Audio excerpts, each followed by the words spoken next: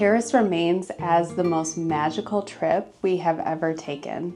It's brimming with culture and art and history, and literally everywhere you turn looks like a postcard.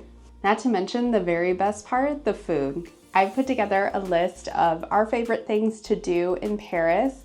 If you're looking for a more detailed guide, I'll leave a link to our Paris itinerary in the description below. Let's jump in. Starting off with number 1 is the food. Try some French onion soup from here, or some steak frites from here, or croissants from just about anywhere. My biggest tip for having great food in Paris is really just to avoid restaurants directly near main tourist attractions, especially ones that have English on the menu.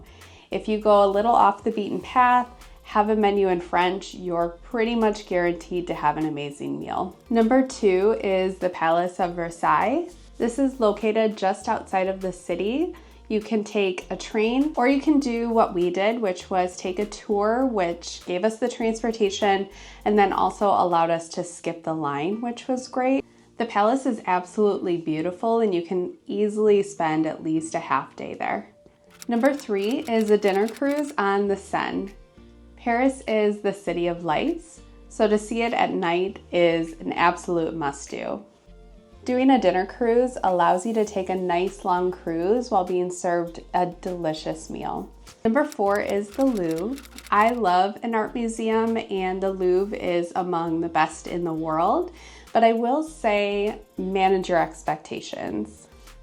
The Louvre is huge and usually crowded. Don't expect to see everything. Have a few things in mind like the Mona Lisa or the Venus de Milo, but don't put too much pressure on yourself to see it all. Number 5 is going to see Monae's house where he painted the water lilies. This is a bit further out of the city, but again, you can get there by train or with a tour group. You can walk through Monae's expansive gardens and it feels like you're seeing it through his eyes.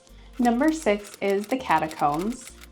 This is very dark and creepy, but can be really interesting if you're up for it. Number 7 is visiting NotreDame and StChapelle. Both of these churches are very much worth seeing. Notre Dame just recently had a big reopening after a 5-year renovation following a fire in 2019. And then StChapelle was originally built to house the crown of thorns, and the stained glass in there is truly breathtaking. Number 8 is Disneyland Paris. If you're a Disney fan, this absolutely should be on your list. Again, you can get there pretty easily by train. If you have the time, I would say 2 to 3 days in Disneyland Paris. There's some hotels in the area you can stay in, but even a day trip is well worth the visit. And if Disney isn't your thing, then I would fill this day with a champagne tour. So there are tours you can go on that will take you to the Champagne region of France with lots of great tastings. Number 9 is visiting the Montmartre area of Paris and Sacré-Cœur. This area has more of a neighborhood feel, but it's also one of the major spots that a lot of local artists will gather to paint.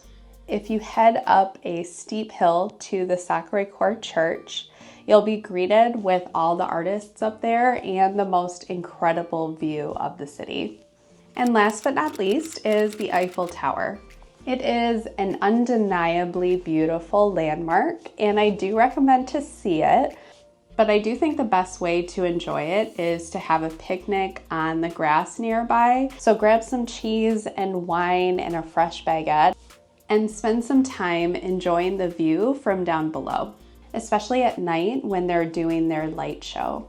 That's all I have for today. It was hard to narrow this list down to 10 things. There are so many amazing experiences in Paris. I will have that link in the description box below of the itinerary I created for our trip.